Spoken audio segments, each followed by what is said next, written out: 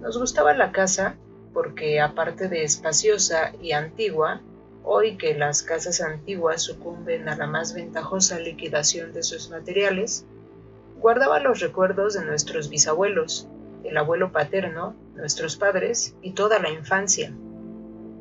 Nos habituamos, Irene y yo, a persistir solos en ella, lo que era una locura, pues en esta casa podían vivir 8 personas sin estorbarse. Hacíamos la limpieza por la mañana, levantándonos a las 7, y a eso de las 11 yo le dejaba a Irene las últimas habitaciones por repasar y me iba a la cocina. Almorzábamos al mediodía, siempre puntuales. Ya no quedaba nada por hacer fuera de unos platos sucios. Nos resultaba grato almorzar pensando en la casa profunda y silenciosamente y cómo nos bastábamos para mantenerla limpia. A veces llegábamos a creer que era ella la que no nos dejó casarnos. Irene rechazó a 2 pretendientes sin mayor motivo. A mí se me murió María Esther antes de que llegáramos a comprometernos. Entramos a los 40 años con la inexpresada idea de que nuestro simple y silencioso matrimonio de hermanos era necesaria clausura de la genealogía asentada por nuestros bisabuelos en nuestra casa. Nos moriríamos allí algún día. Vagos y esquivos primos se quedarían con la casa y la echarían al suelo para enriquecerse con el terreno y los ladrillos. O mejor, nosotros mismos la voltearíamos justicieramente antes de que fuera demasiado tarde. Irene era una chica nacida para no molestar a nadie. Aparte de su actividad matinal, se pasaba el resto del día tejiendo en el sofá de su dormitorio. No sé por qué tejía tanto. Yo creo que las mujeres tejen cuando han encontrado en esa labor el gran pretexto para no hacer nada. Irene no era así. Tejía cosas siempre necesarias: tricotas para el invierno, medias para mí, mañanitas y chalecos para ella. A veces tejía un chaleco y después lo destejía en un momento porque algo no le agradaba. Era gracioso ver en la canastilla el montón de lana encrespada resistiéndose a perder su forma de algunas horas. Los sábados iba yo al centro a comprarle lana. Irene tenía fe en mi gusto, se complacía con los colores y nunca tuve que devolver ninguna madeja. Yo aprovechaba esas salidas para dar una vuelta por las librerías y preguntar vanamente si había novedades en literatura francesa. Desde 1939 no llegaba nada valioso a Argentina. Pero es de la casa que me interesa hablar, de la casa y de Irene, porque yo no tengo importancia. Me pregunto qué hubiera hecho Irene sin el tejido. Uno puede releer un libro, pero cuando un pullover está terminado, no se puede repetirlo sin escándalo.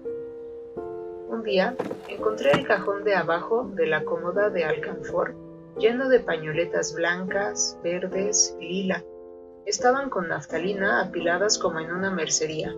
No tuve valor para preguntarle a Irene qué pensaba hacer con ellas, porque no necesitábamos ganarnos la vida. Todos los meses llegaba plata de los campos y el dinero aumentaba, pero a Irene solamente le entretenía el tejido. Mostraba una destreza maravillosa y a mí se me iban las horas viéndole las manos como erizos plateados, agujas yendo y viniendo y 1 o 2 canastillas en el suelo donde se agitaban constantemente los ovillos. Era hermoso. ¿Cómo no acordarme de la distribución de la casa, el comedor, una sala con gobelinos, la biblioteca y 3 dormitorios grandes que daban en la parte más retirada, la que mira hacia Rodríguez Peña? Solamente un pasillo, con su maciza puerta de roble, aislaba esa parte del ala delantera donde había un baño, la cocina, nuestros dormitorios y el living central, al cual comunicaban los dormitorios y el pasillo. Se entraba a la casa por un zaguán con mayólica y la puerta cancel daba al living, de manera que uno entraba por el zaguán, abría el cancel y pasaba al living. Tenía a los lados las puertas de nuestros dormitorios y al frente el pasillo que conducía a la parte más retirada. Avanzando por el pasillo, se franqueaba la puerta de roble y más allá empezaba el otro lado de la casa, o bien se podía girar a la izquierda justamente antes de la puerta y seguir por un pasillo más estrecho que llevaba a la cocina y el baño. Cuando la puerta estaba abierta, advertía a uno que la casa era muy grande, si no, daba la impresión de un departamento de los que se edifican ahora. Íbamos más allá de la puerta de roble, salvo para hacer la limpieza, pues es increíble cómo se junta la tierra en los muebles. Buenos Aires será una ciudad limpia, pero eso lo debe a sus habitantes y no a otra cosa. Hay demasiada tierra en el aire. Apenas sopla una ráfaga, se palpa el polvo en los mármoles de las consolas y entre los rombos de las carpetas de macramé. Da trabajo sacarlo bien con plomero. Vuela y se suspende en el aire un momento. Después se deposita de nuevo en los muebles y en los pianos. Lo recordaré siempre con claridad, porque fue simple y sin circunstancias inútiles. Irene estaba tejiendo en su dormitorio. Eran las 8 de la noche y de repente se me ocurrió poner al fuego la pavita de mate. Fui por el pasillo hasta enfrentar la entonada puerta de roble y daba la vuelta al codo que llevaba a la cocina cuando escuché algo en el comedor o en la biblioteca. El sonido venía impreciso y sordo, como cuando se vuelca una silla sobre la alfombra o un ahogado susurro de conversación. También lo oí, al mismo tiempo o un segundo después, en el fondo del pasillo que traía desde aquellas piezas hasta la puerta. Me tiré contra la pared antes de que fuera demasiado tarde. La cerré de golpe apoyando el cuerpo. Felizmente, la llave estaba puesta de nuestro lado y además corrí el gran cerrojo para más seguridad. Fui a la cocina, calenté la pavita y cuando estuve de vuelta con la bandeja de mate le dije a Irene: Tuve que cerrar la puerta del pasillo. Han tomado parte del fondo. Dejó caer el tejido y me miró con sus graves ojos cansados. ¿Estás seguro? Asentí. Entonces, ¿tendremos que vivir de este lado?, dijo ella mientras recogía las agujas. Yo cebaba el mate con mucho cuidado, pero ella tardó un rato en reanudar su labor. Me acuerdo que me tejía un chaleco gris. A mí me gustaba ese chaleco. Los primeros días nos pareció penoso porque ambos habíamos dejado en la parte tomada muchas cosas que queríamos. Mis libros de literatura francesa, por ejemplo, estaban todos en la biblioteca. Irene pensó en una botella de esperidina de muchos años. Con frecuencia, pero esto solamente sucedió los primeros días, cerrábamos algún cajón de las cómodas y nos mirábamos con tristeza. No está aquí. Y era una cosa más de todo lo que habíamos perdido al otro lado de la casa, pero también tuvimos ventajas. La limpieza se simplificó tanto que aún levantándose tardísimo, a las 9:30, por ejemplo, no daban las 11 y ya estábamos de brazos cruzados. Irene se acostumbró a ir conmigo a la cocina y ayudarme a preparar el almuerzo. Lo pensamos bien y se decidió esto. Mientras yo preparaba el almuerzo, Irene cocinaría platos para comer fríos de noche. Nos alegramos porque siempre resultaba molesto tener que abandonar los dormitorios al atardecer y ponerse a cocinar.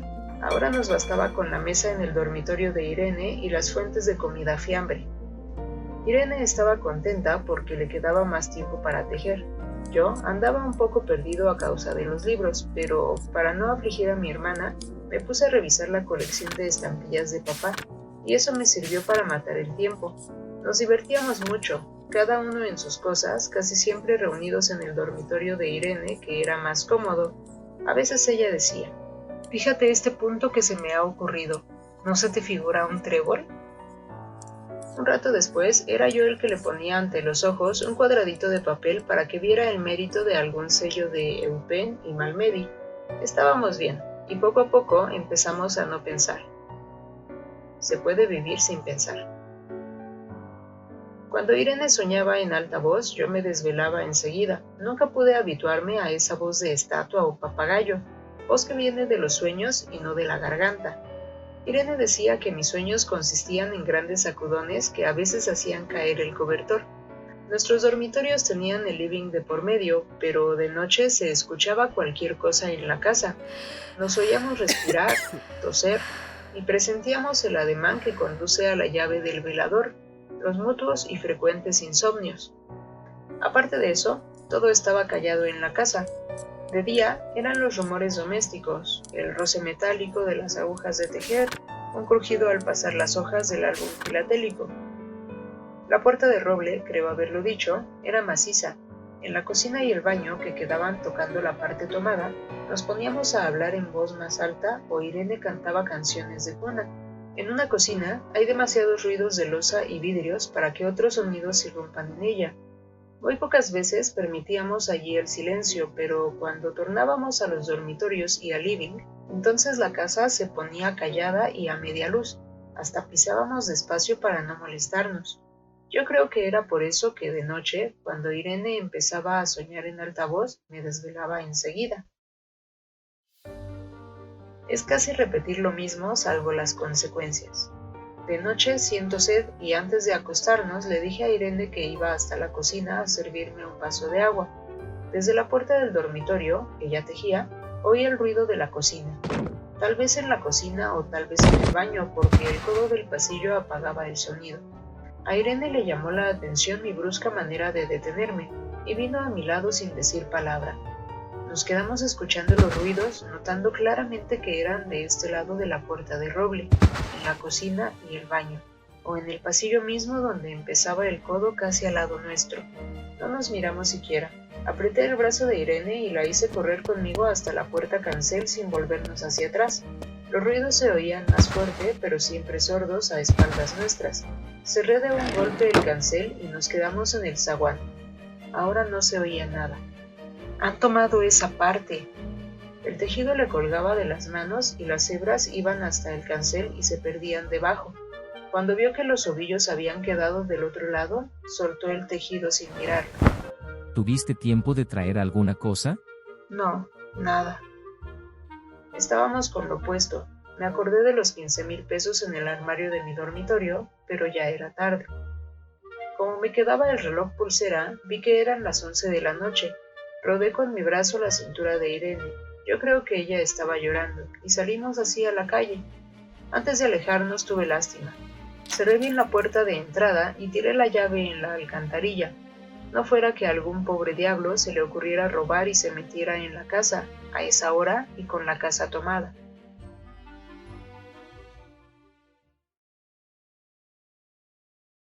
Escucha tus cuentos favoritos en Antología de Cuentos.